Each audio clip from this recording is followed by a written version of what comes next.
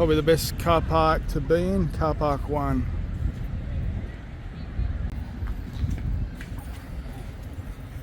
And we are this close to the boat. That's the building you go through, and to get across to Quantum of the Seas. We arrived about 2 hours before our scheduled departure time, but they still let us through as part of a group. Took us 20 minutes to get through customs to board the boat. You're going to need your passport that's current and won't expire within 6 months of the date you're leaving, and also download the app, which is the Royal Caribbean app, and register for that. Before you go through customs, you will drop your bags off to Royal Caribbean area, and they will take the bags on your boat and leave them at your front door.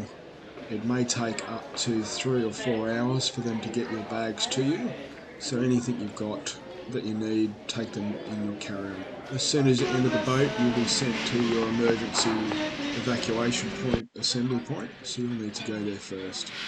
These are some samples of some on-arrival lunch.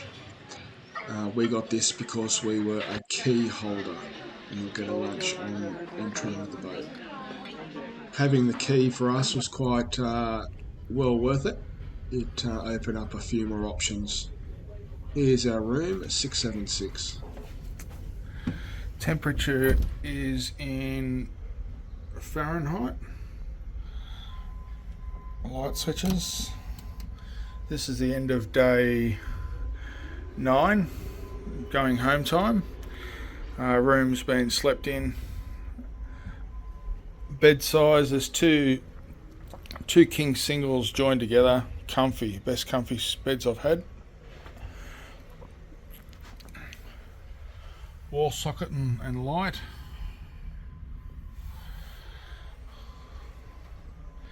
TV channels. We've got sports, ABC News,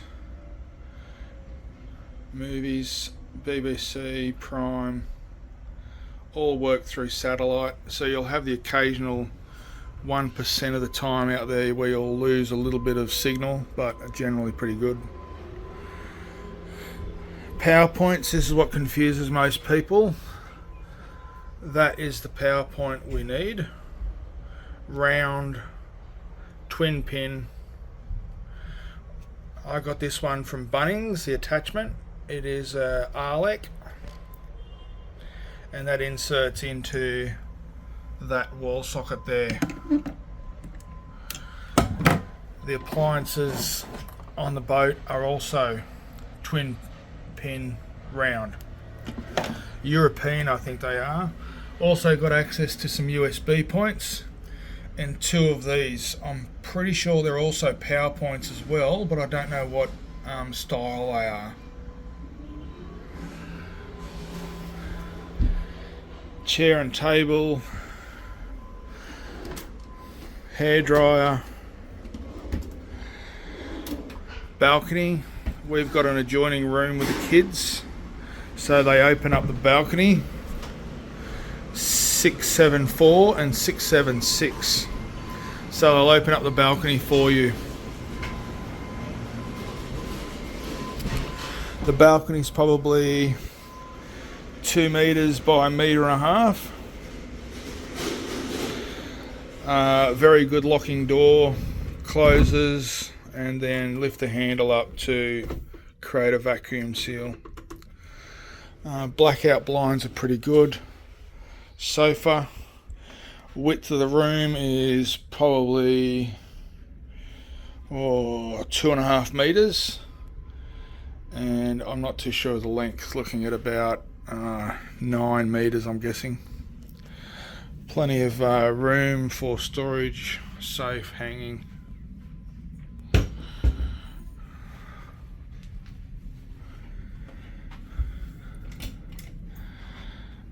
Toilet and shower has been used. Shower is really good. Hot instantly. There's no real good suction here, so if you do a smelly one, it hangs around the cabin for a little bit, but yeah, quite pleasant.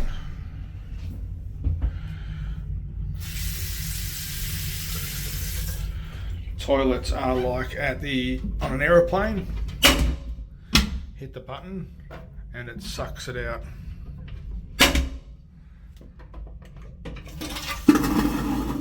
And then it'll refill full of water. Plenty of room in that shower. We've got an internal adjoining room to the kids that they will open up. Overall, I don't want to leave. A really good room.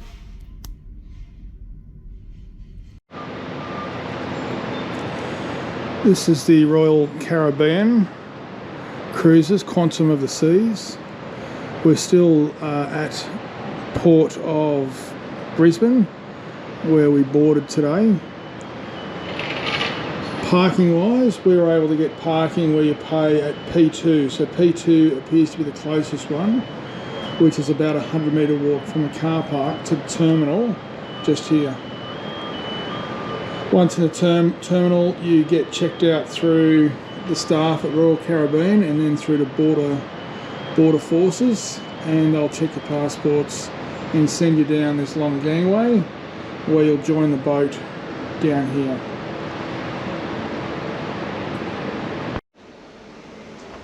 A greeting plate of fruit leaving the port of Brisbane.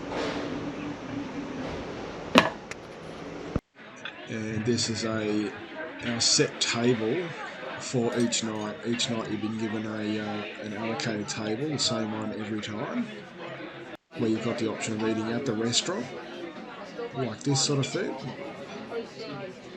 or you can go to the open buffet, which is this one, which is open to 2,000 people, and they've got massive varieties of food. This is the breakfast time, and beautiful views to look out upon the ocean. Since we had the key, we paid for that. It gave us some optional activities. The kids could do some free skydiving. They've got that on the boat. Maybe 1 or 2 sessions of that they could do for free, and you can also pay for sessions as well. We've also got the wave rider, which is just below the skydiving. This is on the upper deck, deck 14, or 15 actually. And they get a few complimentary sessions with a key as well, or you can book sessions and pay for it. This is the theatre area. I'm not a theatre person, but I spent a lot of time in this place, and the acts and shows they had there were absolutely incredible, and the amount of money you'd spent on the cruise itself would have justified going to these shows outright. I didn't spend too much time on the pool deck, it was quite hot, but this was the belly flopping competition. Ladies and gentlemen, the first round is simply from poolside. So you have one shot. The kids love the wave rider. I would recommend taking a few sessions of this for kids and even adults. Take the bodyboard.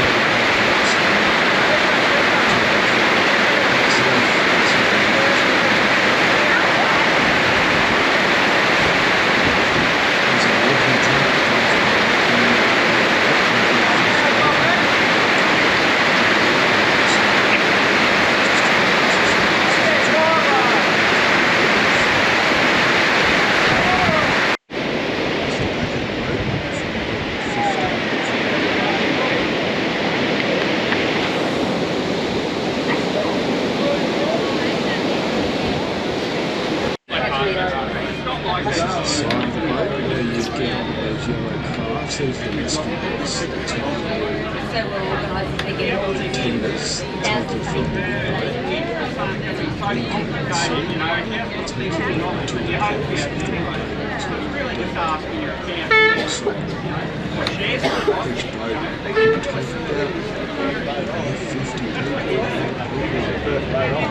to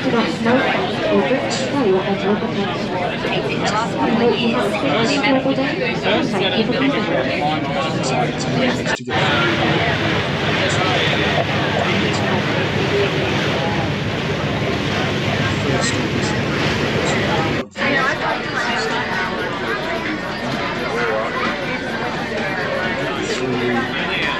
at Port Vila. This is where you come in for the dock. You come over on those tenders, you go through, there's no checking of passports, anything here, and you meet up with your tour guides, and the tour guides will take you out to these vans. They're all Toyotas and Nissans.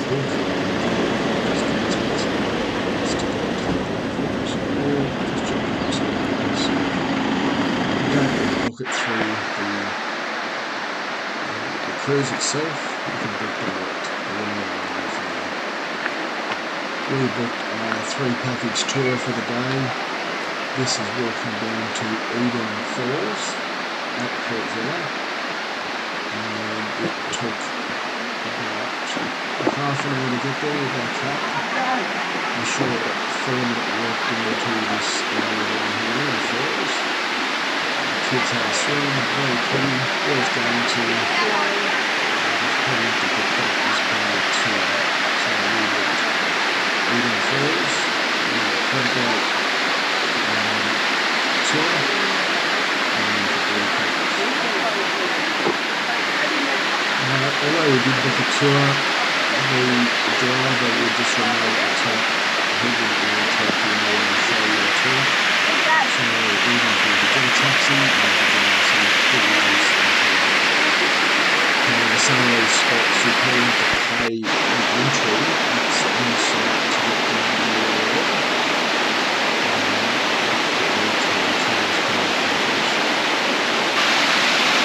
There was a Brisbane tour, that was quite huge. This is on our way out to the Blue Pools. Quite a scenic drive. This is at the Blue Pools. Since we paid a tour, we got access to a free lunch, so that would be one advantage of taking a tour is the lunch. And this is the Blue Pool, absolutely immaculate. Hundreds and hundreds of people there, all having fun. They've got some local islanders helping out with the ropes, the swings. They've got several swings on site, and it looks like a massive party place. It'll be amazing for New Year's here. This is the quad bike tour. The bikes were really dodgy. Safe, yeah, maybe. The speed wasn't enough to have any injuries at all, and not a lot of power. So I probably wouldn't recommend to do this as part of the activity. I'd spend more time at the Blue Pools. This is Mystery Island. We only did snorkeling here. You got a tender from the boat to the island. Snorkeling was great fun. I would take a whole bunch of $5 and $10 Australian notes. Most of the islands and everywhere you go only deal in Australian dollars. The boat will deal in Australian and US dollars. Noumea was the only island that would not take either US or Australian, so a Visa card is quite helpful there. We got scammed when using our Visa card. They made us use it twice for a transaction, so be careful. Going on to Noumea Island was a waste of time for us. We didn't enjoy it at all. I would even stay on the boat at Noumea and don't even waste your time. We got the drinks package for everyone.